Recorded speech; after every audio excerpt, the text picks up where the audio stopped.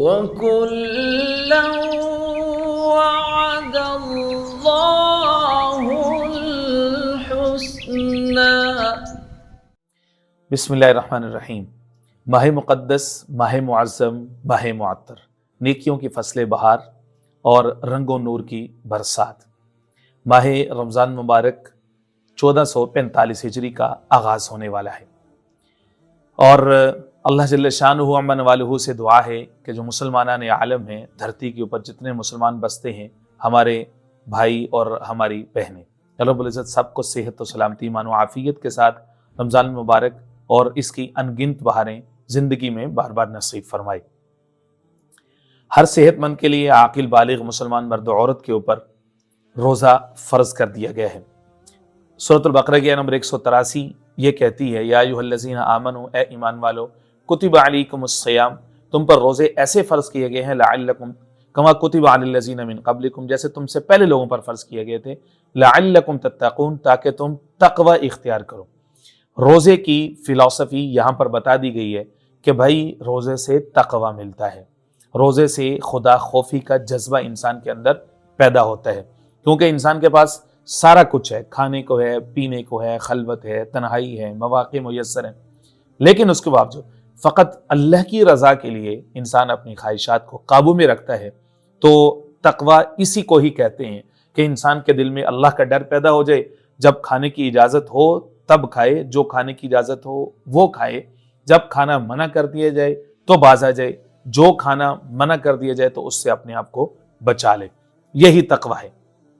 آیت نمبر 184 سورۃ البقرہ کی، اس کے اندر یہ موجود ہے کہ وہ کون سے لوگ ہیں کہ جن کو روزے سے یا روزے کی فرضیت سے استثناء ہے، ایگزامپٹڈ ہیں۔ وہ کون سے لوگ ہیں؟ there are 3 categories of the people۔ اللہ فرماتے ہیں ایام معدودات، سب سے پہلی بات یہ ہے کہ ایام معدودات چند ایک دن ہے، یہ بھی ترغیب دینے کا ایک طریقہ ہے۔ چند ہی دن ہے، انسان اپنے آپ کو تیار کرے، راضی کرے۔ شوال المعظم چل رہا ہے تو اس میں اپنی ٹریننگ کر لے، نفلی روزوں کے ذریعے سے۔ حضور پاک علیہ السلام کے بارے میں یہ موجود ہے، امہات المؤمنین فرماتی ہیں کہ رمضان المبارک کے بعد بقیہ 11 مہینوں میں سب سے زیادہ حضور پاک علیہ السلام جس مہینے میں روزوں کا اہتمام فرماتے تھے، آف کورس نفلی روزوں کا، وہ شعبان ہی کا مہینہ تھا۔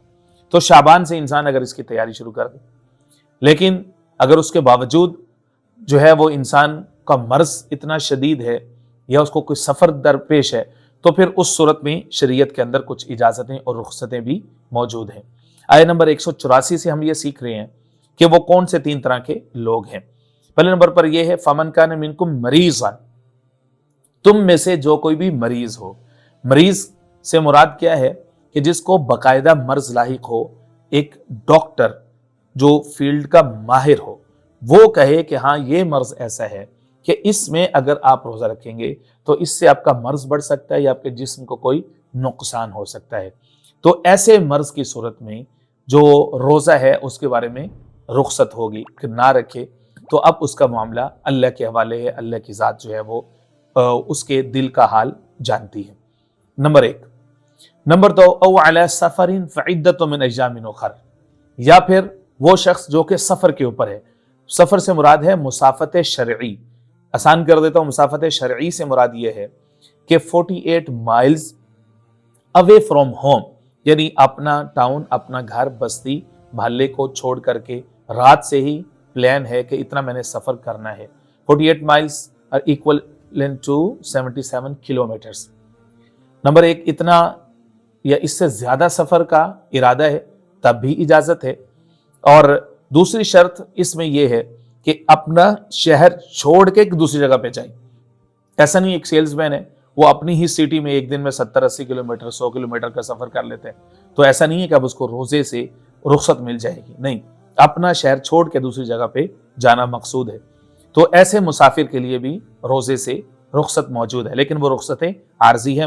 نمبر 3، وَعَلَى الَّذِينَ يُطِيقُونَ فِدْيَةٌ طَعَامُ مِسْكِينٍ، اگر سرے سے ہی اگر کسی کو روزہ رکھنے کی طاقت ہی نہیں ہے، بڑھاپے کی وجہ سے یا مرض مستقلاً لگ چکا ہے کہ ڈاکٹرز کے مطابق اب آئندہ سے سبب کے درجے میں اس مرد یا عورت کو آئندہ سے روزہ رکھنے کی طاقت حاصل نہیں ہو سکتی، تو اب جو ہے یہ 3 طرح کے لوگوں کو رخصت موجود ہے۔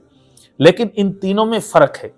पहले जो दो तरह के हैं, यानी मर्ज की वजह से जिसको रोजे से रुखसत मिली या जिसको सफर की वजह से मिली है, वो दो लोग हैं, उनके ऊपर कज़ा है, यानी उन्होंने रमजान मुबारक निकलने के बाद उतने दिन, equal number of days, the days they were not able to observe fasting, यानी 3 दिन है, 4 दिन है, 5 दिन है, 7 दिन है, मर्ज की वजह से या सफर की वजह से। इसी तरह से इसमें वो भी औरत आ जाती है, the women's she was unable to observe the fasting due to her days, जो भी हर महीने के अंदर जो अय्याम मखसूसा होते हैं औरतों के, तो उस वजह से भी जो औरत रोजे नहीं रख सकी तो वो भी ऐसे ही है, वो भी मर्ज में काउंट होंगे।